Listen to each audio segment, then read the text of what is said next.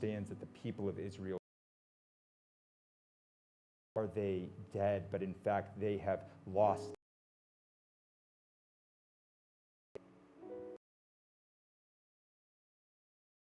As I think about this passage and as the way I can't help but recognize the idea that this is still so deeply needed in our world today. Because as generations of people are going on, the thing that is ending up happening is as time is progressing, people are becoming less and less sure of who they are and what they've been made to do. There was a study that was done recently that they asked people, do you know what your purpose in life is? Do you know what you have been made for? Do you have an understanding of your direction for your life? And 90% of people said they have no idea what they're supposed to be doing with their lives. A number that has been climbing over the years. And it gotten to the point where only 10% of people in this world know what their purpose is. And so they asked the follow-up question, if you know what your purpose is, are you pursuing that? Are you living into that purpose right now? And of the 10% of people who said they know what their purpose is, half of them said, no, I know what my purpose is, but I'm not living into it. And bluntly, I actually don't know which one's worse. I don't know if it's worse to know what your purpose is and to not be pursuing it, or to have no idea what direction you're supposed to be taking in life. But what I do know is that both of those scenarios feel haunting.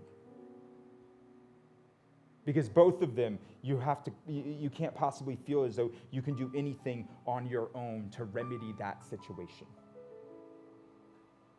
And as I was thinking about this, and as I was prepping for this sermon, it was ironic because the only thing I could think about was the only thing I could think about was the movie The Matrix. And the reason why is because actually last week we were in a conversation with all of our pastors there at the church, and I remember somebody said that they had never seen The Matrix, and I said, I don't understand the words that you've just said.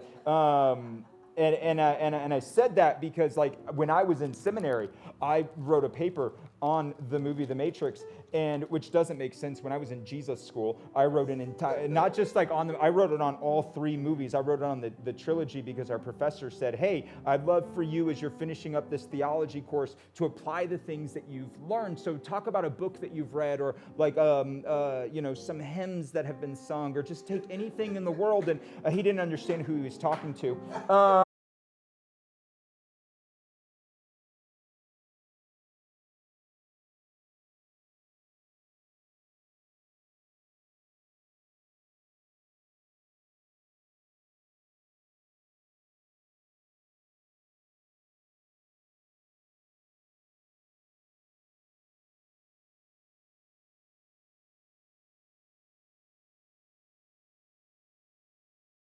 Possible to not be drifting through the days? What if I told you it was possible to not live in a haze anymore? What if I told you it was possible to see the world the way that the Creator has made it? And this is what God is doing for Ezekiel. When he says, can these bones have life? He's saying, I recognize that you're in this moment that is hopeless. But I'm going to show you a different way of seeing the world. Because what he does immediately after, Ezekiel looks at him and says, you alone know whether or not these bones can live. He goes, then he said to me, prophesy to these bones and say to them, dry bones, hear the word of the Lord. This is what the sovereign Lord says to these bones. I will make breath enter you, and you will come to life. I will attach tendons to you and make flesh come upon you and cover you with skin. I will put breath in you, and you will come to life. Then you will know that I am the Lord. So I prophesied as I was commanded. And as I was prophesying, there was a noise, a rattling sound, and the bones came together, bone to bone. I looked, and tendons of flesh appeared on them, and skin covered them, but there was no breath in them. And God said to me, prophesy to the breath, prophesy, son of man, and say to it, this is what the sovereign Lord says. Come, breath, from the four winds and breathe into these who have been slain, that they may live. So I prophesied as he commanded me, and breath entered them, and they came to life and stood on their feet, a vast army. And he said to me, Son of man, these bones are the people of Israel. They say our bones are dried up and our hope are gone, for we have been cut off. Therefore prophesy and say to them, this is what the sovereign Lord says, my people, I am going to open your graves and bring you up from them. I will bring you back to the land of Israel. Then you, my people, will know that I am the Lord. When I open your graves and bring you up from them, I will put my spirit in you and you will live, and I will settle in your own land. Then you will know that I, the Lord, have spoken, and I have done it, declares the Lord. I love it because there's this moment where this incredible, miraculous thing has occurred, where all of a sudden these bones have been cobbled back together into people, and yet they don't have life. And they don't have life until very specifically it says that the breath, the actual Spirit of God enters into them. And that is the very thing that gives them life, that brings them back from their brokenness, that brings them back from the shell, this husk of who they had been, and allows them to feel full again. And the reason I so deeply love that is because it puts Ezekiel in this place where he has to recognize that he, as with all of his passion, with all of his love, with all of his desire, can do nothing to remedy the situation. Because for us, we all too often just think, well, like, if I can just put my hands on the problem, I can solve the thing. If I am just allowed to work, if people can just get out of my way, I can solve everything and fix everything. And in this moment, we realize that the only one who can actually fix the emptiness we feel, the only one who can actually heal the numbness that we feel inside, the emptiness that we feel, is the one who made us in the first place. And if we can learn to get out of our own way, if we can learn to actually just say a prayer to God and say, God, will you please help me? Then all of a sudden we're given a miracle that's far beyond anything we could create for ourselves. This is actually where I think Ezekiel works really well with Mother's Day, because I can't help but think of like my son, who, like, my son deeply loves me, but in his most difficult and hardest moments, he didn't call for me. He calls for his mom. In his moments when he feels pain, in his moments when he feels scared, in his moments when he feels like things couldn't possibly get worse, he calls out to his mother, because it is the only thing that his soul knows how to do, because we have been called to look to one who provides us a love that we so deeply need in our darkest moments. And what I recognize is that the love that God has instilled in mothers to provide for their children is in fact the love that God has given to each and every one of us. And so when we are in our darkest moments, when we are in our deepest amount of pain, when we feel as though things cannot possibly get better, we're called to reach out to the one who loves us in the way that only a parent can. When we feel like we can't solve our problems anymore, we're called to reach out to the one who can actually solve them. And what I love is that rather than doing this in a way that like our own mothers would do for us, rather than doing it through a hug, rather than doing it through some cuddle, rather than doing it through some embrace, we have a God who is willing to go so much deeper.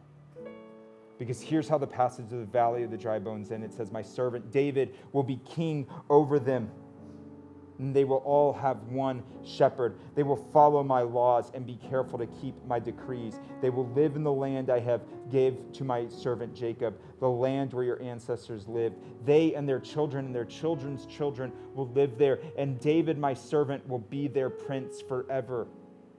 I will make a covenant of peace with them. It will be an everlasting covenant. I will establish them and increase their numbers. I will put my sanctuary among them forever. My dwelling place will be with them. I will be their God, and they will be my people. Then the nations will know that I am the Lord. Make Israel holy when my sanctuary is among them forever. And you know he isn't actually talking about David. And you know he isn't talking about a physical sanctuary. And you know when he talks about his people Israel, he's not talking about just those who live in Israel. He's talking about every single child that he has made in this world. He's talking about Jesus. He's talking about entering into that lifelessness of this world and instilling it with hope. He's talking about coming into this world and showing people that even when you die, you have life eternal. That the worst thing that this world can ever possibly throw at us pales in comparison to the one who created everything to begin with. And so when this world beats us down, when this world makes us feel like we've lost, we worship a God who looks at us and says, I'll give you life again. I'll make you strong again. I'll give you hope. And the question for us is whether or not we can simply believe it's true. Whether or not we can look and say, God, you alone know whether or not something good can be made of this situation. And so my challenge for you as you go through this week and we each hit some moment where we feel as though we are in our darkest, worst possible place is to challenge you to actually take a step back and look to God instead of yourself.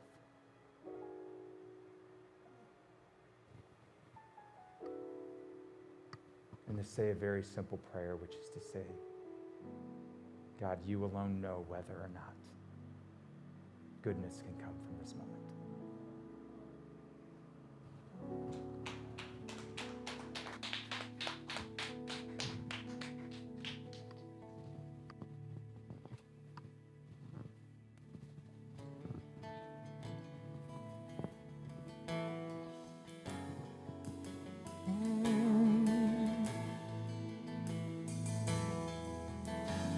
I count on one thing, the same God that never fails will not fail me now. You won't fail me now in the waiting. The same God who's never late is working all things out, is working all things out. Yes, I will lift you high in the lowest valley. Yes, I will bless your name. Oh, yes, I will sing for joy when my heart is heavy in all my days. Oh, yes, I will.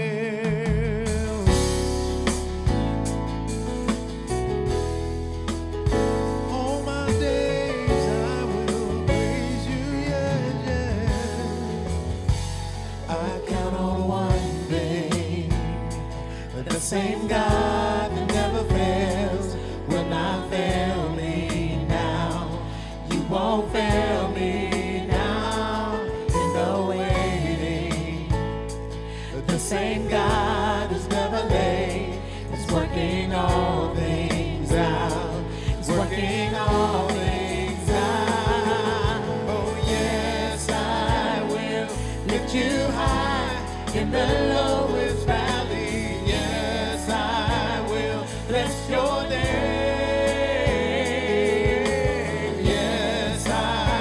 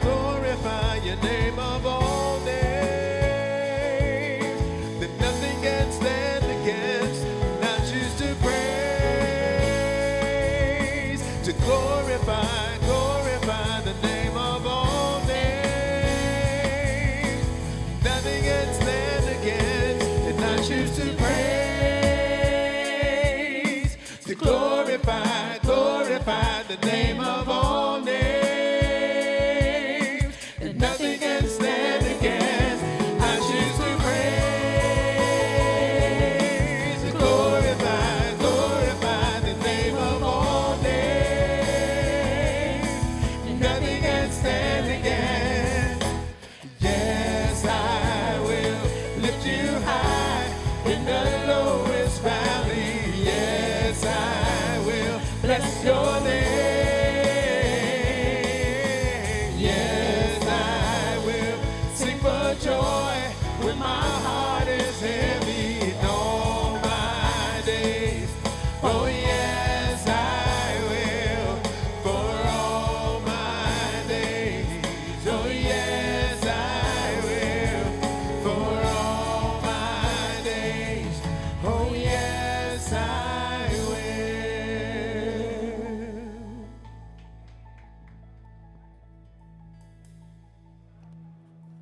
For all my days, yes, I will, when my heart is heavy.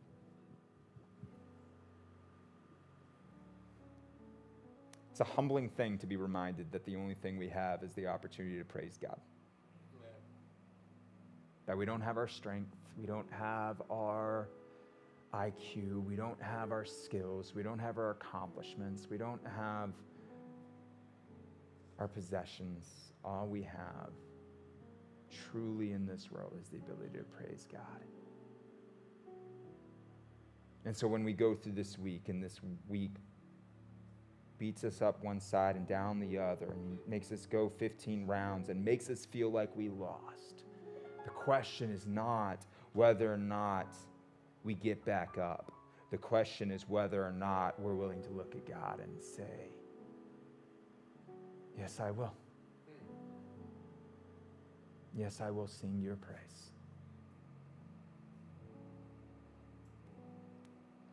I hope you'll join me this week in saying that prayer. It's one I feel like I deeply need. And as weird as it might be to preach this kind of concept on Mother's Day, I think it's actually the one that our souls deeply need. I think it's the one that this world deeply needs. That no matter what happens, that we've got God, and that we can sing his praise.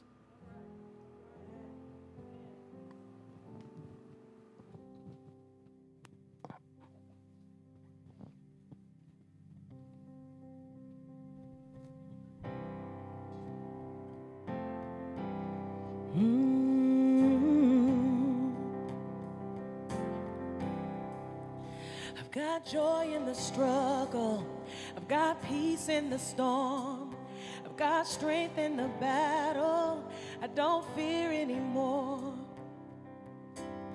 I'm a child of heaven, and my hope is secure. I've got joy because I've got Jesus. Gave me beauty for ashes, turned my life around, broke my chains, and now I dance on solid ground. For all he's done to save me, I will raise my voice. I've got Jesus, so I've got joy. He bore all of my burdens, yeah, my debt has been paid. Then he said to my dry bones, rise up out of that grave. He has all of my worship,